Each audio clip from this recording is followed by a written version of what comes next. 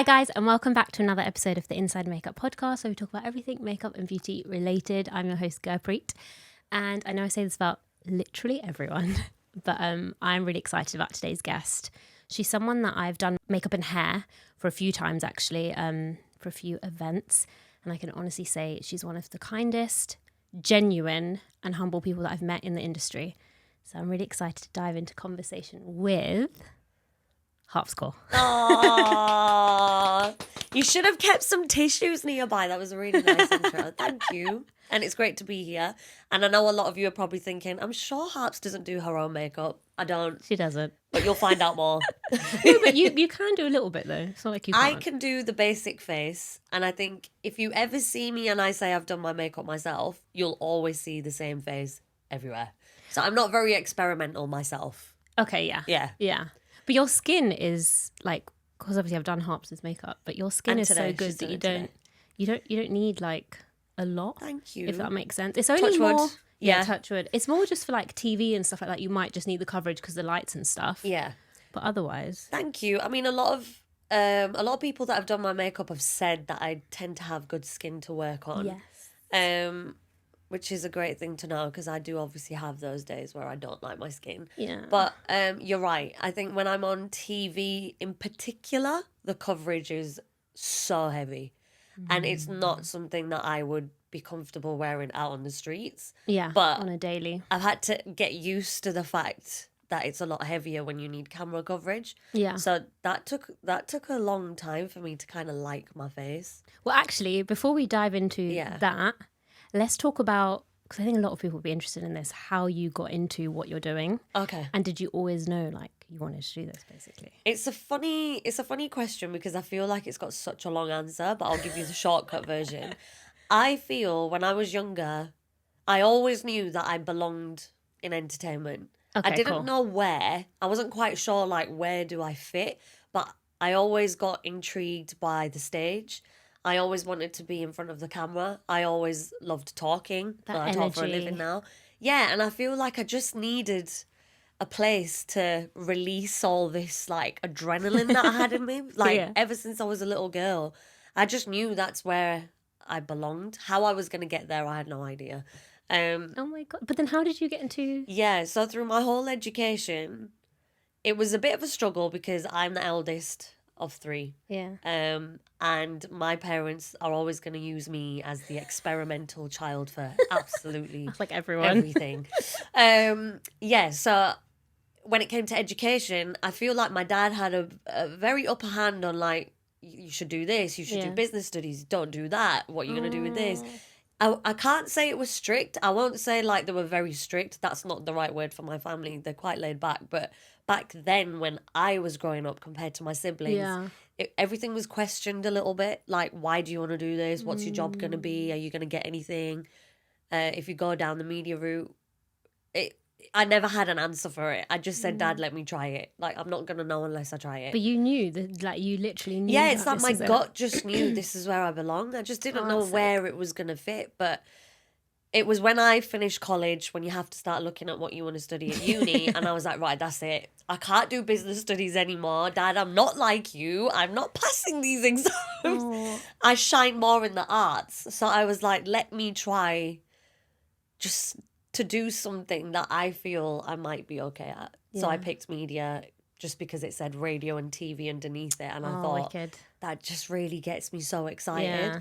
Went and did it, got so much hands-on experience. I probably wouldn't have got into this field if I didn't go study Really? this. Yeah, because I think I really needed that eye-opener of what this world is about. And I got to do that. Did it on scare my you, course. though? Yeah, a little bit. It was a bit like, whoa, there's so much more to this world than I thought in my head. Because you're young as well, so Yeah, you don't and know. you're still naive. You're not really skilled up with all the tools that you think you've got. Obviously, you need the basics, which is you need the personality, you need the voice, you need the confidence, or otherwise this job's going to be pretty hard for you if you don't have that. Yeah. But to be able to build on it and actually go out there and get hands-on experience, I probably wouldn't have got if I didn't go to uni, if I'm going to be honest. Oh, wow. So Okay. that really helped me. I have to say my course for me really did help. Where did you go? I went to Leeds Trinity. I did an undergrad and a postgrad, so I did my master's in broadcast journalism. Did you? A lot of people don't know I'm actually a qualified Oh, I didn't journalist know before that. I did any of this. But I understand why people don't believe it, because I'm really not a serious person. So you can imagine when I was freelancing, doing news reporting Wow. shifts, everyone was like, Harpz, what, you told the news on the radio? I'm like, Did yeah. you like doing that though? No, I didn't. Yeah, I this is really didn't. what you do now is more you. I think I had to do a lot of things that I didn't enjoy to get to where I am. And Yeah. sometimes I believe you have to do that. One, to understand what you like and what you don't like. Two, you're just learning a new skill anyway, so there's nothing Yeah. wrong with that. But three, you need to get that on your CV. I feel like I said yes to nearly everything that came my way and decided if I wanted to keep it after. So the no comes after. For me, it's anything that comes your way, Do it. grab it whilst you can. What are you gonna lose? What's the worst? Yeah, that you're could building your happen? network as well. Yeah, what's the worst that could happen? You're gonna go there. The worst that's gonna happen is I didn't like that. Yeah. That's it. So how old were you when you got into the BBC Asia Network scene? I was 25 when I got the phone call. I was 26 so when I started, young. and I was the youngest ever breakfast presenter at Asian Network. Like, no one had got it that young, basically. So Oh yeah. my god. And even then, when I got it, I was a bit like, huh? Like, Did you get training and stuff? it's so weird because I didn't apply for the BBC. I've never applied for a BBC job in my life. Yeah. What? And I know people are like, so how the hell did you get there? Yeah. I worked in community radio for about 7 years. Okay. Didn't get paid. It was voluntary at a station called Fever FM in Leeds. I love you all still if you're watching. It's where I started. That is where I realised radio is what I want to do. I got work experience there through uni and I stayed on. They gave me a show and that was it. My life was like, I've made it. I'm on the radio. Everybody in Leeds and Yorkshire listens to me. That was your dream. Yeah, and to me it was like everything. Yeah. But I didn't get paid for any of this. And I still remember my mum and dad just like, you're going to get a proper job soon. Like, you're not getting paid or anything. And I was in my 20s. Looking at my friends, I was like, I'm really slow. Like, why is my life so slow? No, everyone's journey is different. But it's weird how the world works and the universe works, because I complained for 7 years that I wasn't making money and my journey is slow and why am I so behind? And then what happened? Life hit me in the freaking face so hard, and it was like, right, your next 7 years are going to go so fast and you're going to do so much. And I still believe that everything I did in that 7-year span, I was living in the fast lane. I've actually, when I look back, I've actually done a hell of a lot, and I didn't realise it when I was doing it. I think when I was in it, it was just a bit chaotic. It's a bit of a rat race, isn't Yeah, it? yeah. And it's a very chaotic world, especially when you juggle so many things like me. I didn't just do the breakfast show. I did a TV show. I was hosting shows. I was DJing. There's so much I had to do. Your schedule, like, yeah, like it's mad. is wild. Even now, to be Even fair. now it is. It is, to be fair. Like- but it's a bit more controlled now, which is what I like. Because it's on your terms. I can pick and choose what I want to do. I can pick and choose where I want to work, who I want to work with. Wait, so were you doing the breakfast show and CBeebies at the same time for a show? And I was catching flights to 'Cause Glasgow every week to go do that. And I woke up at 4 a.m. 6 days a week. I only had Sundays off. This is for 3 years, that actual stint that I did. And people don't realise when I say, I had Sundays off, they were like, oh, well, at least you had a day to rest. Absolutely not. What do you think I did on a Sunday? I did my washing. I cleaned my flat. Like, I did life things that I would Life not... admin. I never got to do life stuff during the week because everything would pile up. That used to give me anxiety. Catching up with people, simple things like going You have to a see... social life. No social life. Yeah. Simple things like going to see your friends. Where do I And fit that in? family. I've neglected a lot of things in those 7 years. And I talk about it a lot because it affected my mental health a lot. Because I missed out on so many big things for so many close people. For example, I've missed birthdays, weddings, babies, parties, my own sister's bridal shower. Like, it's really bad when you get so invested and involved in this world. Do you think it's sometimes hard to say no to some things as well? It's very hard to say no, but it's also really hard to come out of it. I don't know how to explain. Once you're in this world, it's like work is everything. And if I don't work today, what happens to me tomorrow? If I don't take this, will I get this opportunity again? That's it. It's just this vicious cycle. Yeah. And I did become a part of it. I admit that I became a part of this life going, I can't say no to this. I won't get that opportunity again. Is that why you kind of took on CBeebies then as well? CBeebies came out of nowhere as well. Oh, I got an really? opportunity to go down for an audition. Yeah. I had never done a kids TV audition in my life. Yeah. I'd gone down. I thought, let's just have some fun with it. Absolutely loved it. Oh. Came out and thought, there's no way I'm going to get this. There's about 8 very skilled people in that building that could have got it. But I got the call before Christmas and they were like, we want to take you on. And I was like, huh? That's amazing. I'm a kids TV presenter now. Best job I ever did. That's Absolutely cool. loved it. 3 years. 3 years. Absolutely loved it. Wow. Yeah. Oh my God. I felt like I got to live that inner child that still lives in me somewhere, but on screen. Like, because I know I'm a bit of a fun personality as it is, but I wouldn't say I'm immature. I don't think I'm childish, but I got to just live like a kid again on screen. And to do it when you're doing it with the job that you love, it's, yeah, man. Who doesn't want to be slimed? Oh my God, that happened to you? We More had than everything, once? games, competitions, slime. Like, it's what you did and watched as a child. Yeah. So I got to do it in my... So you used to fly out? Yeah. What was your schedule then? So how do I describe the schedule now? For example, Monday to Thursday would be my radio show. Okay. It was obviously Monday to Friday before that. But when I got CBBC, Thursday I would finish the show. I would go home. I would finish around 11. Okay. My show would finish at 11. Yeah. I wouldn't leave work till about 12. I'd get home for about 1. I've got to pack my bags in an hour, leave by like 2, 3 Oh, so you fly out that same day? Yeah. 2, 3 latest. Wild. Get to Heathrow Airport. We all know it doesn't matter how long your flight is, wherever you're going, your whole day goes in an airport. Like, it does. It doesn't matter if you're... Like, my flight was 1 hour and 15 minutes.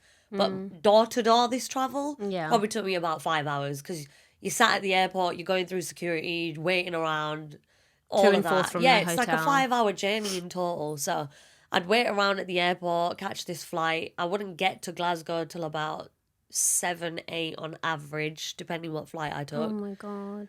And then it'd take me about half an hour to get to the BBC building, check into my hotel.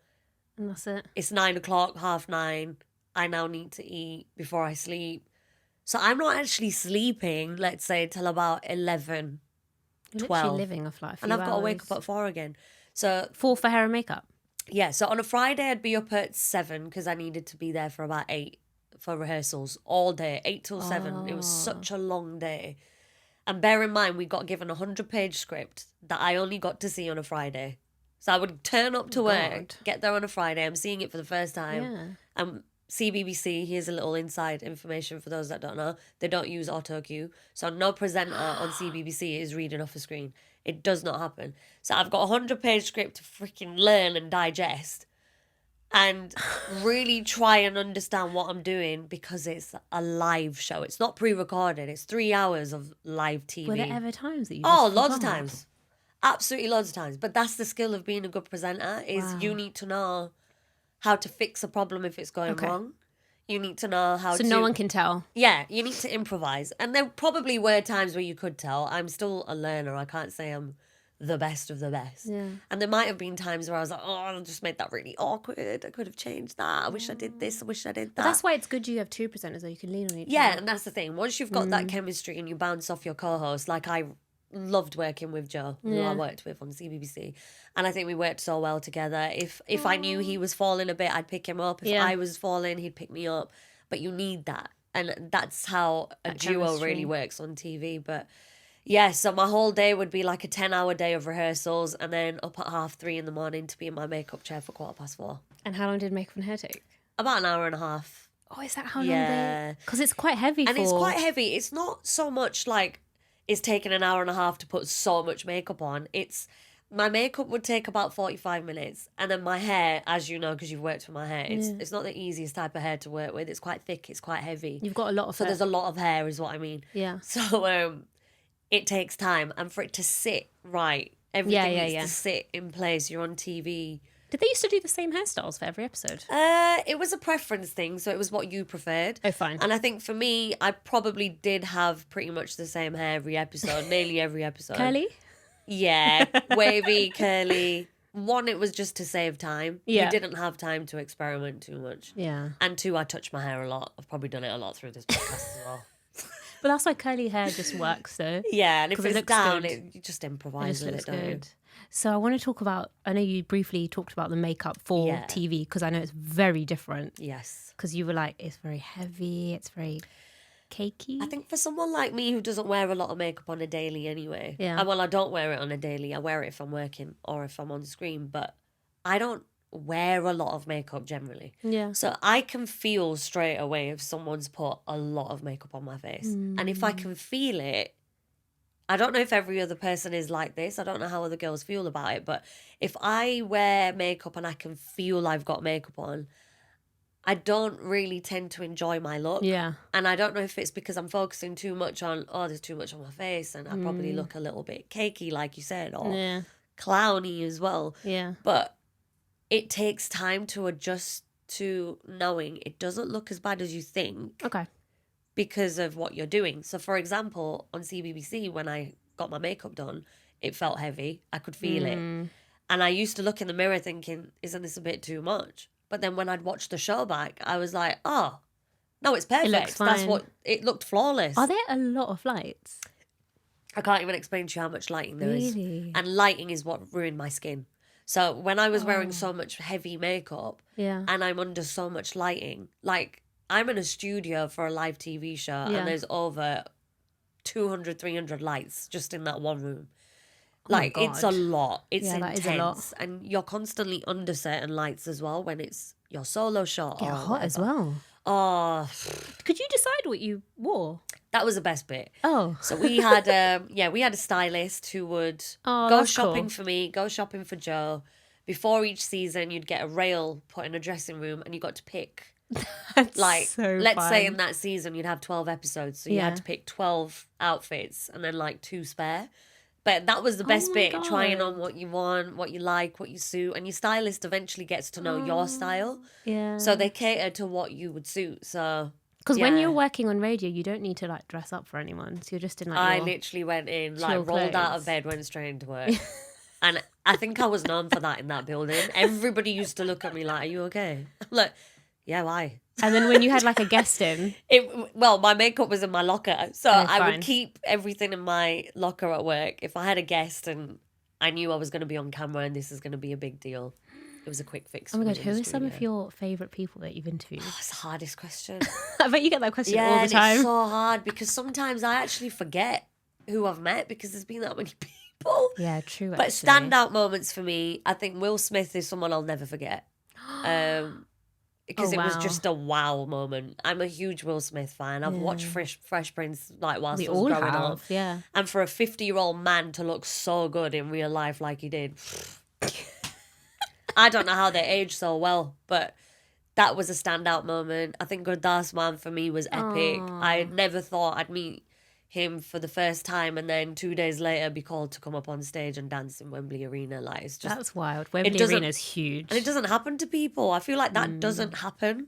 Like Yeah. I go to so many shows and I don't see that happen. So why he found this connection with me, I don't know where it came from, but I'll cherish it forever. You've got good energy though, and people pick up on that. Thank you. And when, like I said, you're very genuine, Thank and I think you. a lot of people in the industry aren't, and people get put off by that. yeah, But because you you are genuine, and that's what people like, thank you. and they root for people like that as well. Yeah, no, I really appreciate that. I think it's weird because I've been in the scene for nearly 15 years now in this industry, and I've seen a lot of different types of people. And like you said, it's very rare to find the people that you can connect with and people that are genuine, because sadly that's just the industry we're in. Sometimes you don't know when someone's like this or when they're like this. Like you But I don't- bet you can tell now. I feel like I can see straight through it now. Yeah. And it's part of the process. I didn't know that in the early days, Yeah. but I think I could probably figure it out pretty quick now, just of people's energy. Because I know you went through, well, let's talk about mental health actually. Yeah. Because obviously, like you mentioned that were dealing with quite a bit. Yeah. And also like comments on TikTok, Instagram, you're not going to get positive comments all the time. So I think this is the one thing people get very shocked with when I talk about how much hate I've experienced on social media. I was surprised when you Yeah. first told me. Like when I say it, everyone's like, huh? Like you're so loved. How do you Yeah. get so much hate? But then maybe I'm a good example of telling people it doesn't matter how much you're loved. You will always get people that are not happy with what Yeah. you do or do not like seeing what you're doing. And quite frankly, are probably not just very happy with themselves, because I've learned. Oh, for sure. I've just learned over time that these people are obviously way too bored and you've got far too much time on your hands to even do stuff like that in the first place. But secondly, why am I going to dwell on one message out of 500 positive ones? But the reality is, once upon a time, that's what I did. I focused. Well, I think we all do that. I would read 100 messages that was so nice, so beautiful, so touching. I'm so grateful.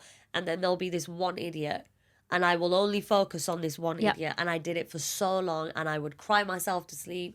I would like beat myself up the next day. Then I'd really read into what they're saying, and I took it personal. And you dissect it. I would take it personal and Yeah. go, oh my God, like, do I need to change that about myself? Do I really need to do this? No, never. And I don't think I was prepared for being as someone in this industry and knowing that you are constantly going to get judged. I wasn't ready for that bit. Even to this day? Yeah, even till this day. I think my brain was, I'm going in to do my job and this is what I've always wanted and I'm doing it. But no one prepared me for going, you're now going to be in the public eye a lot, Harpz. So like, you're going to get judged quite a bit. Quite a bit.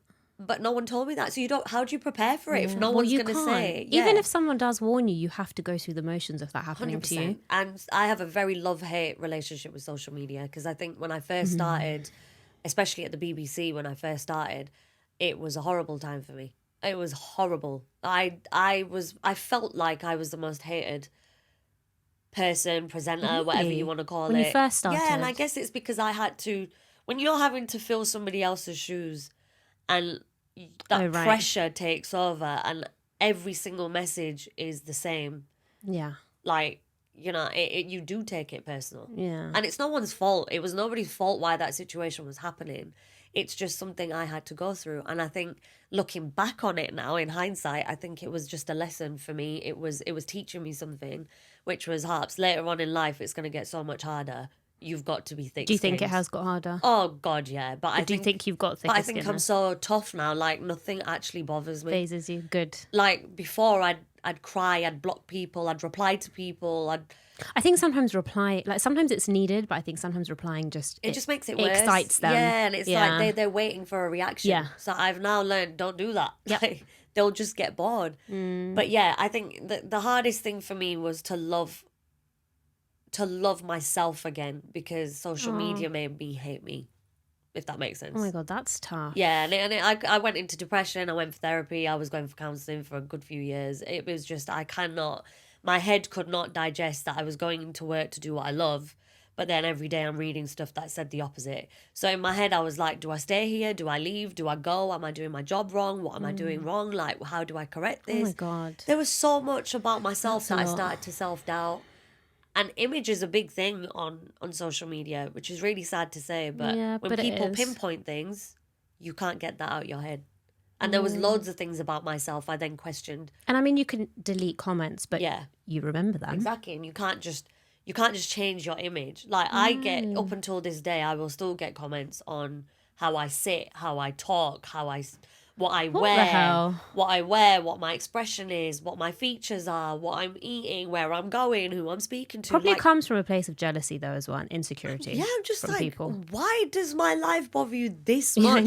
To like literally down to my shoes. Like, it's so stupid. It is. I just don't get it. But I'm so glad that I've got to a point where I can laugh about it. Yeah. If you asked me this about 5-6 years ago, I'd probably cry again and be like... But it wasn't an easy journey. No, it was horrific. And I think you were willing to probably change as well. Yeah, I think I had to. Your mindset, I mean. I had to. I don't think I had a choice. I feel like it got me ready to like understand that this game you're about to go into, Harpz, it's not going to be an easy ride. It's tough. And the question is, are you ready to ride that ride? Like, are you ready to jump on and do whatever is going to come your way? The highs, the lows.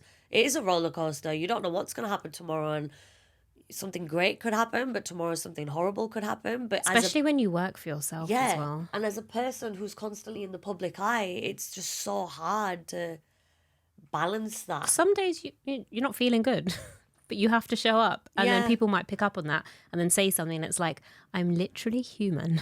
This is leave me alone. That's where it got tough. I think towards the end of my BBC stint, that's what it was. That really took over. Like, my head was going, I'm not happy for many reasons. There was so much going on at that time anyway. There were several reasons. I can't really pinpoint one. But it was, how do you go from feeling so low, so rubbish, crying all night, crying all the morning, going to work, sit in a studio and tell yourself you've got 4 hours worth of radio and your job is to wake everyone up? How do you do that if you're hurting not here? feeling good, How do you do that if you've just been crying 10 seconds before you got through the studio doors? Because that happened to me for a good year and a half. I was sat in that cab to work, crying my eyes out, saying that I don't want to go to work. Seriously? For loads of reasons. Loads of reasons. But then you have to walk in the studio and people underestimate my job.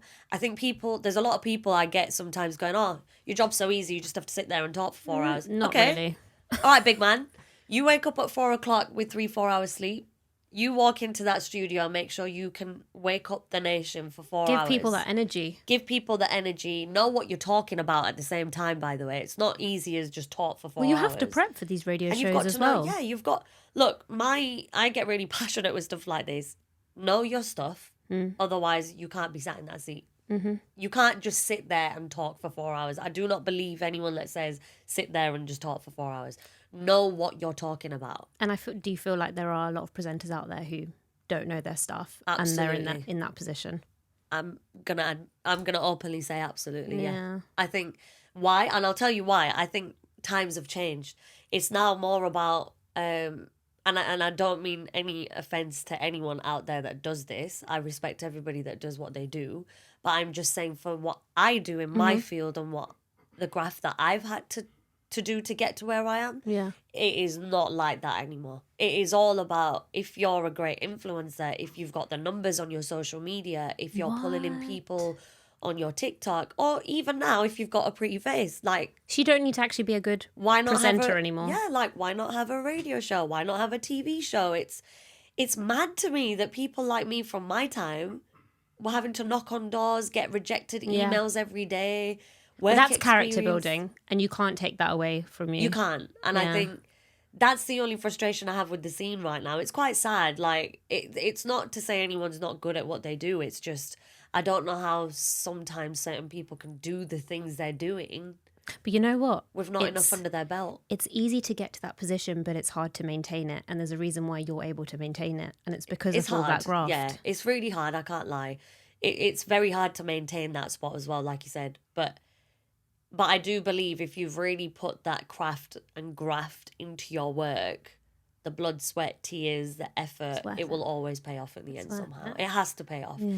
And my biggest payoff, I can happily say now, is from starting my journey on such a public platform in such a horrific way, really, to be the person that everybody had something to say about, and now to be the person to walk out of those doors and everyone was crying and didn't want me to leave and said I was the most loved person. It still gets me a bit. The video you posted was really emotional. When I really deep that, it's like, how do you go from being a person who you thought no one's gonna ever like, and then you become the most loved? Yeah. And people still love you. I'm really grateful for that. Like, so many people that I know have said that they stopped listening to the show because you left, basically. And so it upsets me sometimes. I hear a lot of people saying that. I meet and bump into so many of you that might have listened to my shows over the years. I still get I know I'm getting a bit welled up now. Tissues. But it's because it was such a big part of my life that I don't think I've ever got over it. But I don't regret my decision of leaving. I think I had to do that for many reasons, and mainly more for myself. But I think what I've realised is, after leaving, the people I meet, the messages I get on a daily, still up until today, they just melt my heart. And that's what makes me realise whatever I did, So worth it. I did it well, and you guys are the ones that make me feel I did it. I did my job justice, and it's nice to be missed, I guess. And I do miss my listeners. I don't know if I miss what I did. Like if someone said, "Would you go back and do it again?" Probably not. You miss the audience, and you can't recreate those moments either. The audience are the people that keep you going as well. 100%. And I think that's why I'm still here, because it's because of you guys. No. Oh my God. Yeah. Let's move on to something not so sad. Yes. I don't want you to cry. You went to the Diljit concert twice. I did. I did. You went on the same day I went. You were sitting literally right this behind conversation. me. I didn't realise. I don't know why that happened. How did that happen? But I didn't even see you. But then you went to Milan. No, yeah, I did. Yeah, you did. It was that? I think everybody knows I've always been a big Diljit fan. Yeah. I've been following the guy's work since 2008. Well, he messaged you. Yeah, I was 18 years old when I first met this guy. And that was at my Mamaji's wedding in India the first time. Is that the first time? And it was because, I can quickly tell you that story. I was 18, we went to India for my mama's wedding, and we were all trying to decide if we should get an artist to perform. And obviously everybody's getting my input as well, because I've always been a Punjabi music lover. And at the time, he had only had that Nach Diyan Ladakawaniya song out. So like there was nothing else big of his that was out. He had an album, but he was just starting out. No one knew him. You know, the chocolate album, no one really knew it. Yeah. Unless you really listened to Punjabi music undercover like then me. You would. Then you'd be like, oh yeah, have you heard this guy? It was like that. So I'm sat there listening to this album again and again and again. And I had been for a good few months. I was just obsessed with that album. Oh my God. And I said to my fuffer, who lived in India at the time, and he knows everyone connected to everyone. So I was speaking to him and I said, I think you need to find this guy. And everyone just looked at me like, Who is he? Why are we going to get this guy? And I said, I promise you, there's something about this guy. I promise you, there is something about this guy. But he's really good. Yeah. And it took a lot of convincing, man. Like, my whole family was still just like, Ikonia, like, why? Anyway, we ended up doing it, of course, because I really put my foot down. And the moments and memories we have from that wedding will always be special, because no one will ever get that with him ever again. No. Unless you're a member of the Ambani family, because he isn't going to perform for anyone's wedding ever again. Never. That reception party, we were on stage with him. He brought my whole family on. You still have all these pictures? I've got the whole video. The whole DVD is still at my mum and dad's, right? It's still at my mum's. She's got it. And I told her, this can never, ever be like lost or anything. And the video guy is just shooting him for the whole 1 hour of this DVD back then is just Diljit, firstly. That's going to be worth so much singing money. Random songs that you've never heard in your life. Oh my God. And he looked very different. And then I danced with him on stage. Like I said, he brought the whole family on. That was a special moment. And now I always say to like my mama, we laugh about it. I'm like, crazy. You owe me big time. You need to put that footage out on your page. I think I've put a few clips out in the past, but I'd probably have to like recircle them. I feel like I've seen a picture of you when you were super young and him. And he looks super young as well. And then after that, a couple of years later, this is before I was at the BBC, I just happened to get this incredible opportunity of sitting with him to talk to him about his 1984 film. So when I got the opportunity, I was like, oh, I'm so excited, but nervous. It's quite scary because you're talking about a very sensitive subject. Yeah. So my head was like, I don't want to say no because it's still G and I'll never get to sit with him like this again. But then, oh man, I have to speak about something quite sensitive and you've got to be quite careful. Yeah. So when I got given the opportunity, they did say it's got to be strictly about this film. Okay. And I was like, okay, cool. So I need to go into serious mode. Like, you can't. This is where, I guess. Was it just him? It was just him on his own. But I think as a presenter, this is where those skills come in, knowing which hat to wear now. Like, I had to sit on that sofa and go, right, we've got to switch into, like, serious game mode now. Yeah. So we spoke about the film. Obviously, I was in awe. I was a no one then. I was only doing my little radio show in Leeds, and I got this opportunity to sit with him. And towards the end, when the cameras went off, I asked him if we could put the camera back on just to get a little bit of behind-the-scenes stuff that I wanted to talk to him about.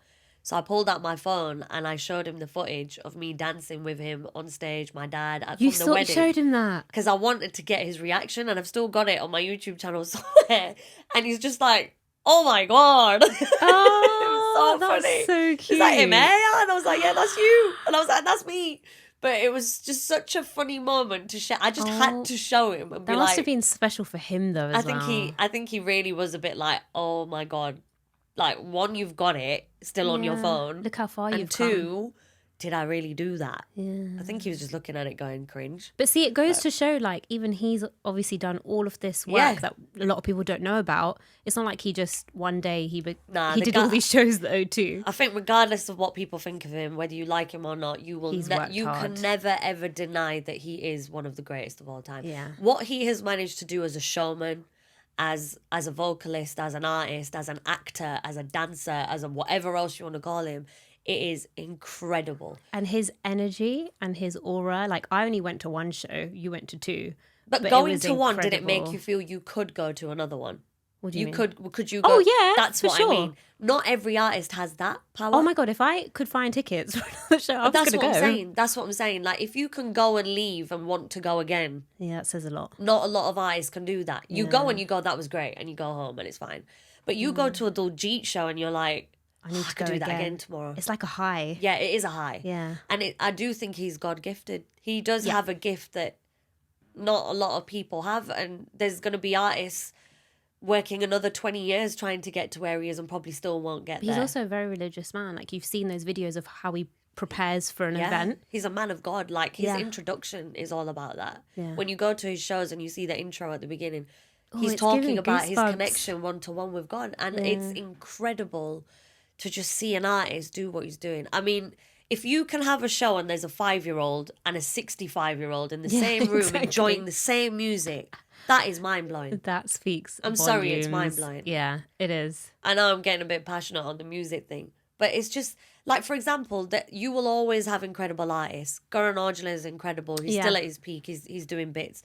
Sidhu, unfortunately, we don't have, but did so much in 5 years. Yeah. But you cannot still compare someone To Diljit. to a Diljit. Yeah. I'm not being biased because I'm a super fan, but I just don't think it's ever going to happen. No, I agree. Yeah. And obviously you've been to a lot of concerts. Yeah, and naturally. then, I did go to Milan, and I have to say the crowd in Milan was epic. Was that planned or was that random? So it was very last minute. It wasn't planned at all. Me and my friend so lucky. wanted to go on a little trip. It happened to fall in the dates of him being there, and we knew a couple of the dancers that were dancing for him. So I was like, oh, this works out. Yeah. Should we do it? Why not? Yeah. The crowd was epic. Honestly, I've never been to a Punjabi concert anywhere in Europe. No, so to experience it in a room full of Punjabi people in speaking Italian, it was the weirdest thing I've ever experienced. It's not even just up near that go to his shows though. No, there was actually quite a lot of non-Asians that were in that building. Yeah. But I think I was just more shocked that all these Punjabi people around me are speaking Italian. I just couldn't understand a word.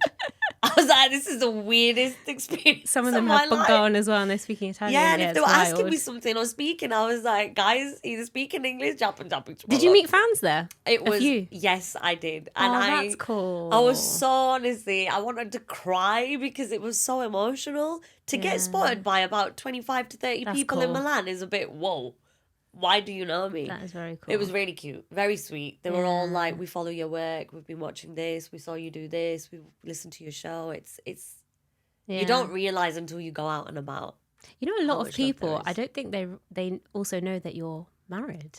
Yeah, I feel like people get shocked when they find out. It's weird though. I find it weird because on my radio show, I spoke about him a lot. Yeah. So if you were an avid listener, you might have clocked that I am, because obviously I speak about him a lot. Yeah. There'll be stories that I used to expose of him. We obviously lived together. I bet he hated you. I'd be like, yeah, he doesn't pick his washing up from the floor. Like, why do people not put it in a washing basket?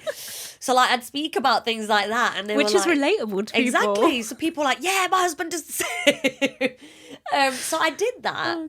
But I'm very low key on social media, and the reason for that is your private life. I give so much of my life to people on a daily. And breakfast required a lot of my life. Like, when did you get married? 2017. Oh wow. Yeah, so it's been 7 years. And I just remember there's too much Harpz you're giving to people. Yeah. And I do believe in Nazar, and I don't want something so close to me to get so special. to get Yeah, that bad energy looked over it. What was your... So it's not a secret, by the way. I don't hide him. Like, I'm in the industry where people know him. He's also a DJ. Yeah, everybody. And I learned to DJ from him. And everybody that works with me knows who he is. Yeah. He's very prominent in the industry. And when we go around to events and whatever, he's there. So, it's so fun that you can go to events together. yeah, I'll take him. That's like, cool. he goes with me everywhere. Well, most cool. places. Yeah. So it's not a secret. I just don't want to put too much out there. That's all. What was your hair and makeup like back then? Because it's so different now. Where do I start? I'm still yet to see a picture. I've never spoken about this, by the way. Wedding makeup, right. Looking back at it, I probably would have changed a little bit. Okay. Maybe more so my hair, actually. Maybe not too much of my makeup. Wasn't too happy with my hair. You're not really an updo. Yeah, person. And back then it was... I'm sounding like 7 years ago was like 50 years ago, but back then the trend was still that. People liked the volume, the little quiff, and I used to do it quite a lot. But I just think on the wedding it was probably a bit too extreme. Much. It was nice, just needed to be toned down a little bit. Yeah. But yeah, the look, the makeup that I had, obviously it was a one-time thing. You're getting married, you're a bride, you want to look different. Yeah. But would I do that look ever again in my life? Probably not. Because you didn't wear red, did you? I didn't. I wore a plum colour. Which is very unusual for 7 years ago. And my journey was like a mint colour. So yeah, That's it was cool. a very unusual combo. But I just like to be different. Oh my God. No, you have to show me a picture. Yeah, I will do. I want to do like a quick fire round with you now. Oh gosh, right, okay. Actually, you have no idea what I'm going to ask you now. No, I've got no idea. It's about 10, 15 questions. Okay. It's quite a bit actually. Right, I'll start off easy with you. Okay, are you a tomboy or a girly girl? Oh, I'm definitely a tomboy. Yeah, we know that. I used to say to my mum when I was about 12, I wish I was a boy. Seriously? Yeah, I cried about it. Like no, I actually cried seriousness. about it. Yeah, you can ask my mum. I was like, Mum, I want to be a boy. Why am I not a boy? Now at the age of 34, I'm like, did I really mean that? I'm happy just dressing like a boy, maybe not being a boy. But yeah. Anyway. Dream date, Diljit or Karan Aujla? Ooh, Diljit. I do love Karan, and Karan knows I love him, but yeah. Girl crush? Yeah. Who's your girl crush? Girl crushes, there's a few, but it's got to be J-Lo for me. Oh, I think really? if you know me, everyone knows I'm a bit obsessed with Jennifer Lopez. I didn't know that, actually.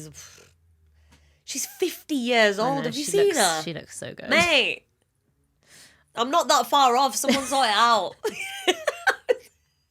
50's not that far. And her body, like, what? Yeah, she's insane. She's everything I want to be. She does look amazing. She's everything I want to be.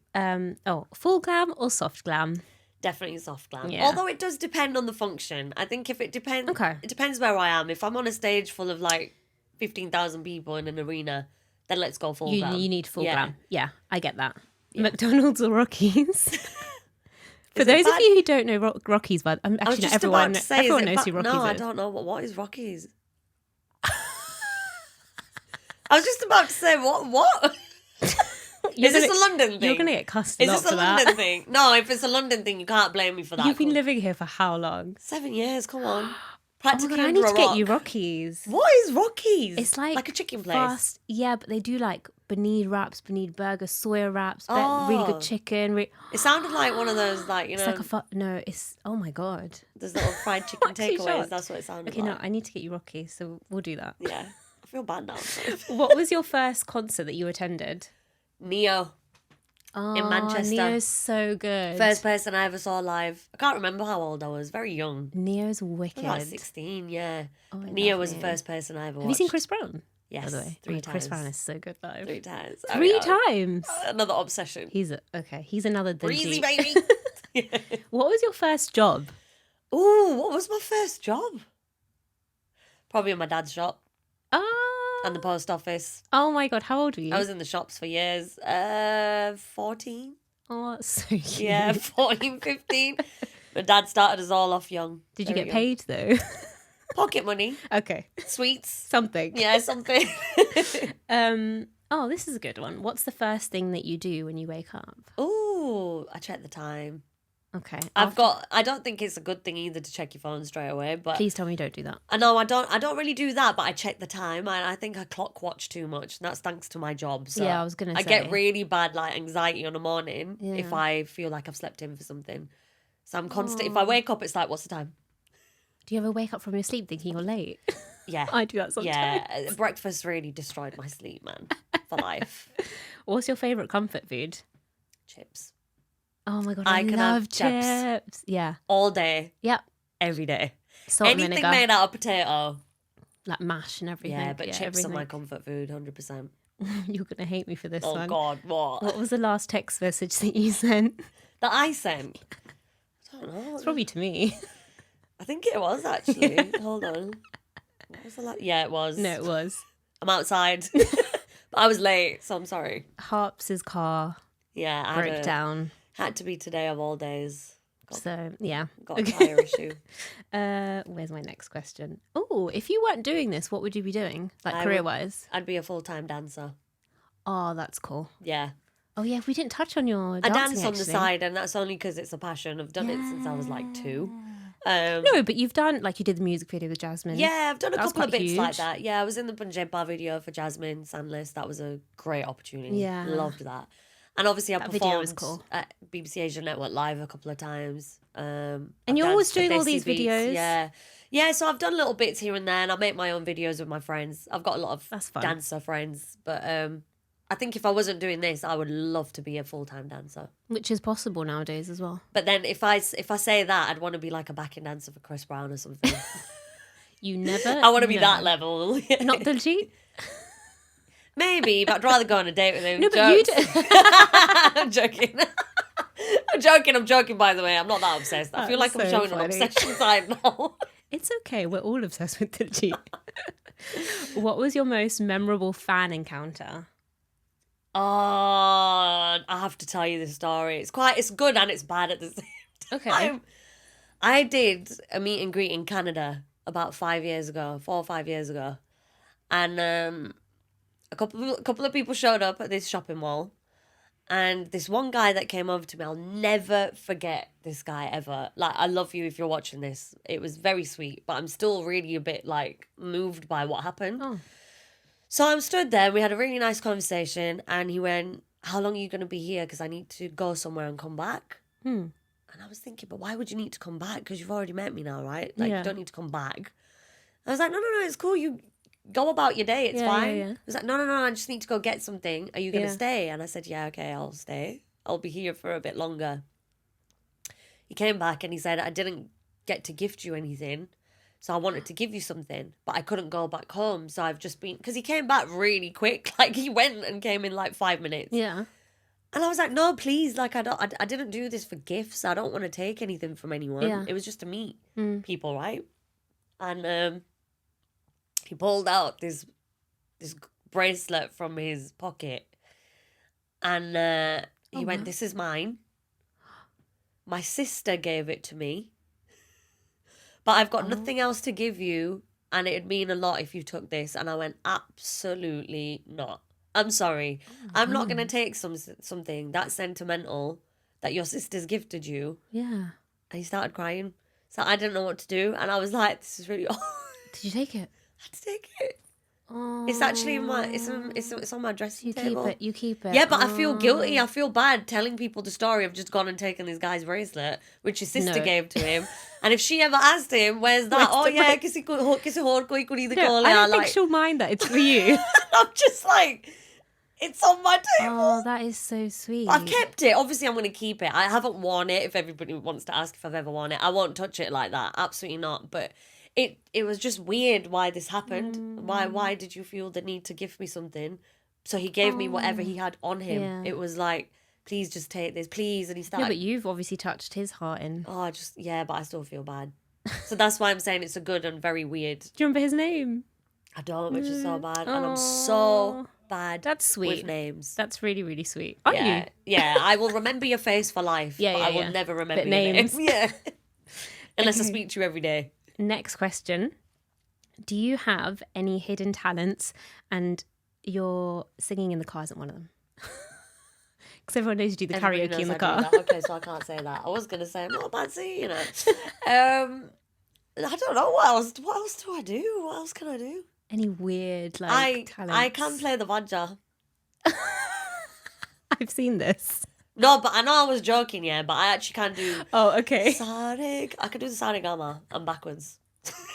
I feel I'm going to put that video down below. Listen, if I wasn't in a funny environment, I could have done that, seriously. Properly. But I think you should I wasn't do it in then. the right place or shop on Southall Broadway to I do need it to see properly. this. Listen, I learnt the Vajja when I was younger, right? So it's still there somewhere. I think we were all forced to. I did When the we were Vajja, younger. I did the tabla as well. It's still sat in my attic. Oh my god. Oh, that's But if cool. you ask me Keep to it. play that, I haven't got a clue. My ustad used to sellotape my fingers together because I had a habit of doing that. With the tabla, you have to keep them together, right? He used to sellotape I don't remember them. anything of how to play it. I just remember doing this. And that was like a gar. Is that a gar? Oh. Rate me. That is sick. The fact I did that when I was like 7 and I remember that is a gar. The only thing you remember. At least I could teach someone that. You know, just Okay, that I one. have to hear you play the Vajja properly, so Sorted. soon comes. Special performance coming soon.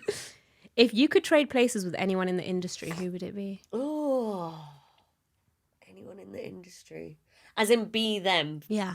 Anyone That's you've a really- interviewed, any other presenter? That's a really hard question, man. I think I'd like to be someone like an Ellen DeGeneres. Oh, okay. And you probably didn't see that one coming, but I really picture me like that one day. I think you could do that. Maybe. I think it I'm will going to happen. manifest it, but I'd It love will to be in happen. her shoes to just... Yeah, you'd be good. You'd be good, actually. Thank you. That's a good one. I wasn't expecting that. Or an Oprah. Nah, we're going too far there. Yeah. Last question. What upcoming events are you presenting and looking forward to? They see live, baby. Oh, yeah. In What date is that? November 23rd Cool. at Forum. the Forum. I do this every time I plug this show. No, it's only Harpz because needs there's a a lot in my PA. head. Yeah, she's mentioned that a few times. I do need a PA. Oh, God. Birmingham at the Forum. We've got an old school lineup. I absolutely love Desi Live for many reasons. One, it's so nice to work with your friends. Yeah. Two, to be in an environment where you're all pure Punjabi music lovers. Yeah. Like everybody that attends that place is on the same page. That's Like what I love about hardcore, it. 'Cause old you're school. hardcore old school music lovers. And you embrace it in the same way. So you Mm. enjoy it the same way. And most importantly, you appreciate it the same way. Yeah. Because when you've got acts on stage that are like 60, 70 plus, still doing what they used to do back my then. God. Melody And no one's giving them Singh. those opportunities now anymore. Because they're not. You don't see them everywhere going, oh, I'm going to a Hira gig tomorrow. It doesn't happen. True, actually. So for the fact that the team behind Desi Beats and Desi Live work so hard to put lineups like that together, it's so important. Yeah. Because one, it's nice to credit them for their hard work, and yeah, they might not sound the exact same way they did or move the exact same way they did, but they still know how to put on a show. Exactly. Every single one of them still knows how to put Yep. on a show. Because if you're born a star and it's been in your blood from the beginning, a stage isn't going to scare you even at the age of 75 or whatever it is. Yeah. And I admire that. And I'm only 34. I'm probably the youngest in the whole Desi Live team, Yeah. I think. And for me to be just as passionate as them, I think that's what they like about Yeah. me, because it's like she's still representing the culture in her We've own way. inspired so many generations. Well, I hope so. And I don't even do it for that reason. I just do it because I love it. But it's nice to know that you're appreciated by those people Yeah. because you like it the same way. So, yeah, that wasn't a cheeky plug, but if you haven't got your tickets, you better be there. 23rd of November, Yes. guys. But thank you. I feel like this could have been like 3 hours long. Yeah, but I could talk all day. Yeah, no, same. But no, thank you so much for Thank today. you. Thank I you. appreciate you also opening up as well. Thank you so much for having me and for doing my face. Oh, yes, I did a makeup today. She did do my face Yeah. today. That's the end of this episode, guys. Just to let you know that I am available on all those audio platforms as well. Spotify, Amazon Music, YouTube Music, all that stuff as well. So definitely check out the podcast on there. But I will see you in the next episode. Bye, guys.